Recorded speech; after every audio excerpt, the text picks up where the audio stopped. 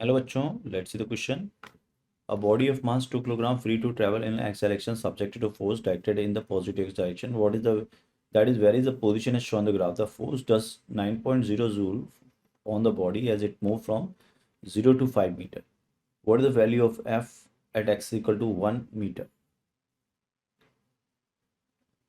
तो बच्चों अगर टोटल वर्क डन की बात करें तो टोटल वर्क डन हमें दिया हुआ है, तो बेसिक की कॉन्सेप्ट क्या हो गया हमारे पास. की कॉन्सेप्ट ये हो गया work done by graphical method. By graphical method हम ये लिख सकते हैं area under curve, area under F x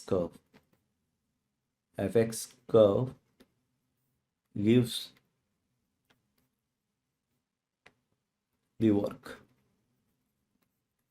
ठीक है, अब अपन ग्राफ जो दिखाया गया ग्राफ बना लेते हैं. यहाँ पर ये ग्राफ बनाया हुआ आपने, ये ग्राफ दिया हुआ, ये यहाँ से आता है 4 मीटर है, ये यहाँ पर आपका 2 मीटर है, ये आपका फोर्स वर्सेस डिस्प्लेसमेंट है एक्स. ठीक है, अब अगर अपन देखें अपन तो एरिया अंडर कर्व क्या होगा, area of curve, area of curve. तो एरिया ऑफ कर्व क्या हो जाएगा 1/2 सम ऑफ द पैरासाइड. मान लो ये एफ है,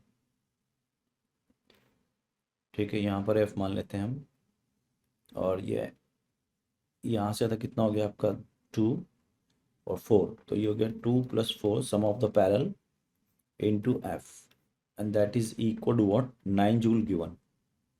तो एफ का वैल्यू कितना हो गया यहाँ से 3 न्यूटन. ठीक है, यहाँ पर फोर्स हो गया 3 न्यूटन और आपको फोर्स लीनियरली डिक्रीज कर रहा है, तो हमें कहाँ फोर्स निकालना है, एक्स इक्वल टू 1 पर.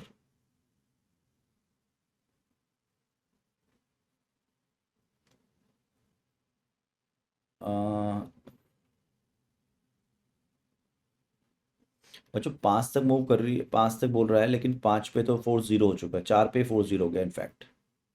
ठीक है ना, तो 3 न्यूटन हुआ है हमारे पास, ये हमारी जो वैल्यू आई है इस फोर्स की वो 3 न्यूटन है, और हमें निकालनी है एक्स पावर 1.0 पर. तो 1.0 पर जो होगा ये, तो वो फोर्स हमारा 3 न्यूटन का ही होगा.